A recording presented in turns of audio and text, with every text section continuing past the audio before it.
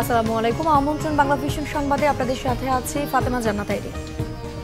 শুরুতেই আন্তর্জাতিক প্রসঙ্গ। এবার 181 জন আরোহী সহ একটি বিমান বিধ্বস্ত হয়েছে দক্ষিণ কোরিয়ায়। এ পর্যন্ত 85 জনের মরদেহ উদ্ধার করা হয়েছে। আজারবাইজানের বিমান বিধ্বস্তের 3 দিনের মাথায় মর্মান্তিক এই দুর্ঘটনা ঘটল। স্থানীয় সময় রবিবার সকাল 9টার দিকে দুর্ঘটনার পরপরই আগুন নেভানো আর উদ্ধার তৎপরতায় শুরু হলে দুজনকে জীবিত উদ্ধার করা গেছে। এদের একজন যাত্রী আর অপরজন বিমানের ক্রু। তাদের দুজনকে বিমানের শেষ প্রান্ত থেকে উদ্ধার করা হয়েছে। স্থানীয় সময় রবিবার সকাল 9টার দিকে জিউল্লা প্রদেশের মুয়ান আন্তর্জাতিক বিমানবন্দরে অবতরণের সময় এ দুর্ঘটনা ঘটে। বিমানটি রানওয়ে অবতরণের সময় লক্ষ্য থেকে ছিটকে গিয়ে বিধ্বস্ত হয়। জিজু এয়ারের বিমানটি 175 জন যাত্রী আর 6 জন ক্রু সহ থাইল্যান্ড থেকে ফিরছিল। আরোহীদের মধ্যে 173 জন দক্ষিণ কোরিয়ার আর 2 জন থাইল্যান্ডের। উদ্ধার করা মৃতদেহের মধ্যে 46 জন নারী আর 39 জন পুরুষ। প্রাথমিক পর্যবেক্ষণে ধারণা করা হচ্ছে পাখির আঘাতে ল্যান্ডিং গিয়ার আটকে যাওয়ায় বিমানটি দুর্ঘটনার কবলে পড়েছে। উত্তর কোরিয়ার সবচেয়ে বড় বিমান পরিবহন সংস্থা জিজু এয়ার কম খরচে বিমান ভ্রমণের জন্য পরিচিত।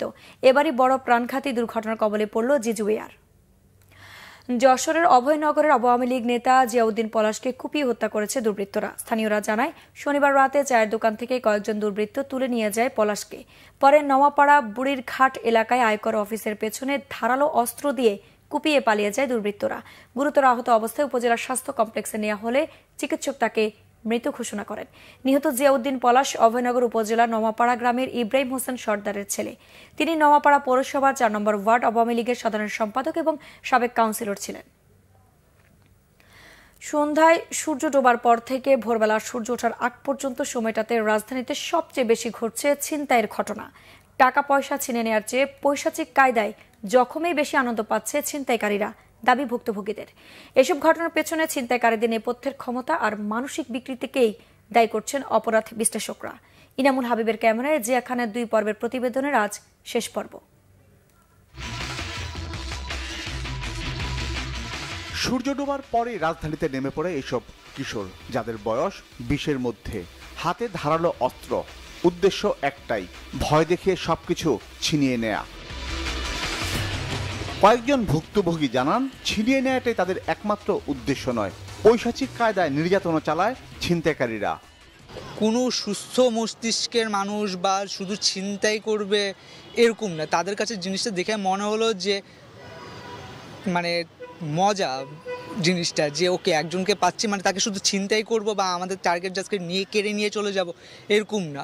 তাদের কাছে হচ্ছে যে আচ্ছা একটা কোপ দিচ্ছে, আরেকটা দিয়ে দেখি, মানে জাস্ট কোপ দিয়ে, মানে কোনো রিজন নেই।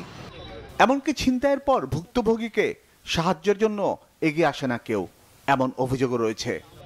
ওখানকার যে আশেপাশে মানুষেরা ছিল তাদেরকে দেখে মনে হলো যে এই এলাকার এইসব ঘটনার সাথে তারা এতটা ইউজ টু হয়ে গেছে, কয়েকজন জাস্ট দেখছে, ঘাড়গুড়া তাকাচ্ছে, সামনে দিয়ে চলে গেল।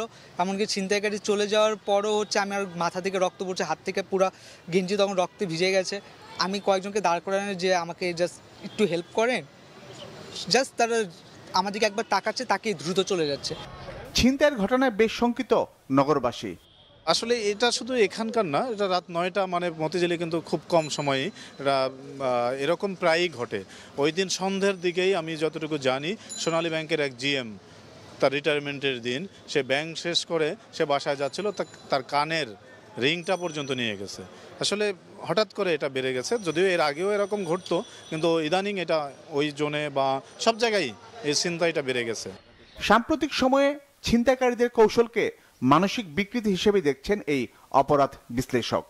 যে সমস্ত ব্যক্তিরা বা ছিনতাইকারীরা মাদকাসক্ত থাকে, সেই সাথে যাদের বিকৃত মানসিকতা ধারণ করেন যারা, এর সাথে আরও যেটা গুরুত্বপূর্ণ, যারা নির্যাতন নিপীড়নের মধ্য দিয়ে যারা বড় হয়েছে, তারা অন্যকে কিন্তু নির্যাতন করে, আঘাত করে, কষ্ট দিয়ে কিন্তু তার মধ্যে একটা আনন্দ বোধ তৈরি হয়।